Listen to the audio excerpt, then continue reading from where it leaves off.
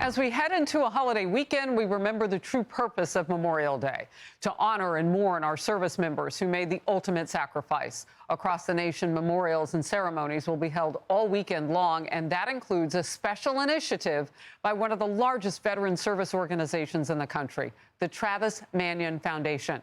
It's named for First Lieutenant Travis Manion, who was killed in action in Iraq in 2007. He died while saving his wounded fellow warriors. His courageous acts allowed every member of his patrol to survive. And for his actions, Travis was awarded the Silver Star and Bronze Star with Valor posthumously. This year, the organization in his honor is expanding the Memorial Day project called the Honor Project. Volunteers from all over America will visit with more than 50 cemeteries, placing handcrafted commemorative tokens at the resting places of our fallen heroes. It's a big job, and it is beautiful. Travis's sister, Ryan Manion, is the president of that foundation. I'm so glad to have you. It's great to see you. The last time that we saw each other was years ago, George W. Bush Presidential Library and Museum in Dallas, Texas. And my dad was there. He was still living then, and he got to meet you, and he said, "She is a great lady, and I'm so proud of her family." So God bless you. You bring me warm memories on that front. And now you bring a growing foundational cause on this Memorial Weekend. Tell me about it. Thanks so much, Harris. I remember that visit very much as well, too, and it was wonderful.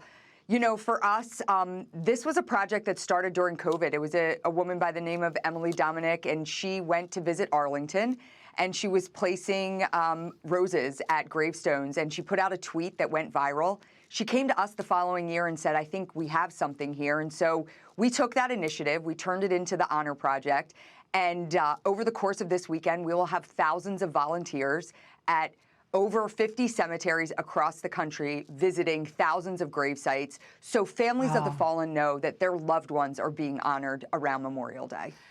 You know, this is often the only time that Gold Star families actually come together from all over. You may find a group in one community together, that sort of thing.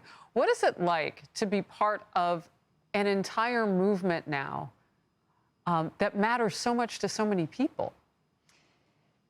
You know, when we lost my brother Travis, my family and I became part of a club that no one wants to become a part of.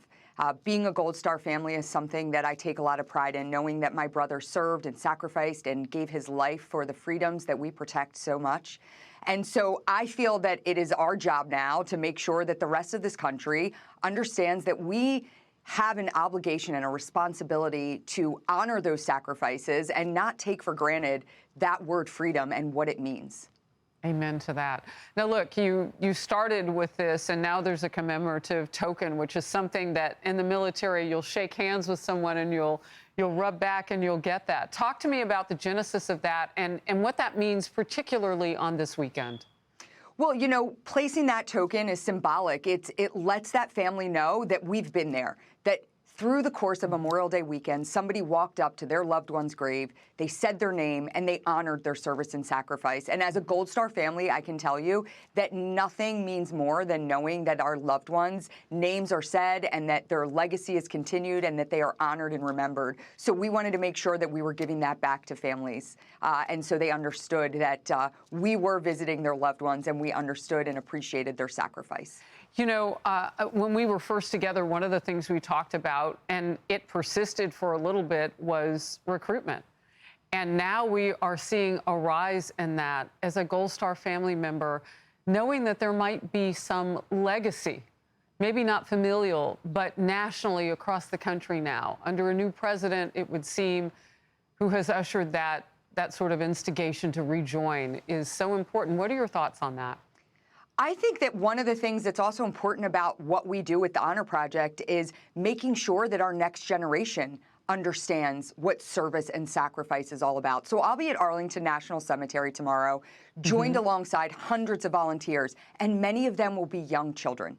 And the idea that they are learning about what service means, that's incredibly important. I have a daughter who's just finished her plebe year at the United States Naval Academy. Yes! So, you know, I am always pushing for our next generation to understand what service means. Thank you for sharing that. And it is great to see you, Ryan, on this weekend. And our hearts are together, our prayers are together, and we honor those who gave the ultimate sacrifice. Thanks for sharing about the the Travis Manion Foundation's new effort now. Appreciate Thank you. Thanks, Harris. Hey, it's Will Kane. Click here to subscribe to the Fox News channel on YouTube. It's the best way to get our latest interviews and highlights. And click to subscribe to the Will Kane podcast for full episodes right now.